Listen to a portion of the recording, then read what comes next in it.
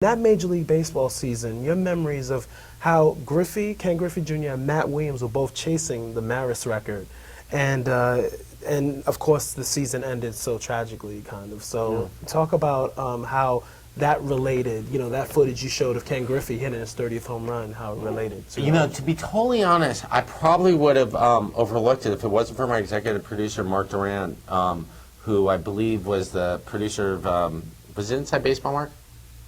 No, This Week in Baseball. This Week in Baseball. Yes. He's right there. Oh, that was my favorite show growing up. Growing up. There were two major stories in baseball that happening that time. There was the labor strike, and there was Ken Griffey. And the labor strike seemed to be a little too complicated to try to put into our little movie with no narration.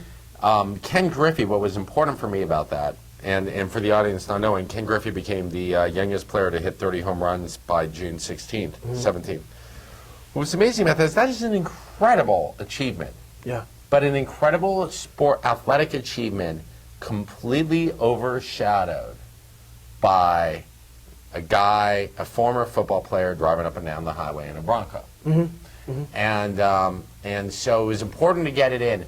Now, one thing the audience may notice if they watch the film, when Griffey hits the home run, it's not an accident that the music starts to get louder and louder and louder and louder and wash out the announcers talking about Griffey.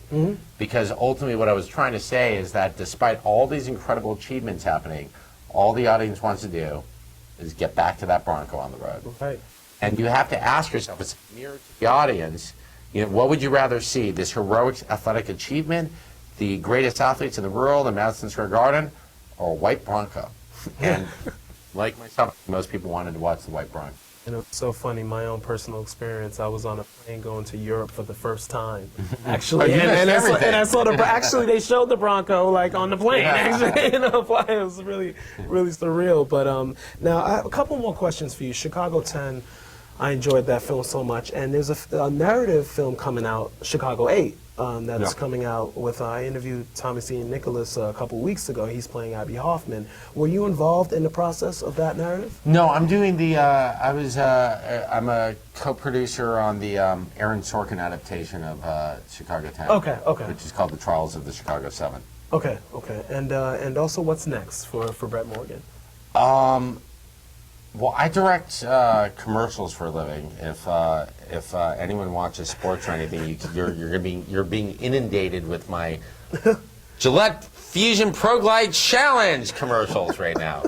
But it's great residual income now. I don't get residuals off those. Oh. But okay. I think in terms of movies, there's a couple features I'm interested in doing. There's a documentary about Kurt Cobain that I'd like to do next. Oh, wow. Okay.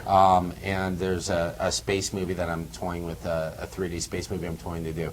However, I love sports, and so I hope that I'm alive for the 50 by 50.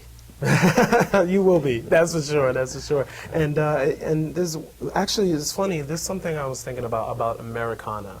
And jazz, you did a film on black music for VH1 that was executive produced by Quincy Jones. And what was great about that film is just showed the history. And jazz is America's art form, just like baseball, American football, and basketball. Talk about those parallels real quick. I wanted to get that from you, your take on this parallel. Well, I think that with the history of black music in America, there is a distinct narrative. There's many narratives, but there's a singular narrative that one can sort of hang their hats on. And I think that in terms of June 17th, there's a singular narrative you can hang your hat on.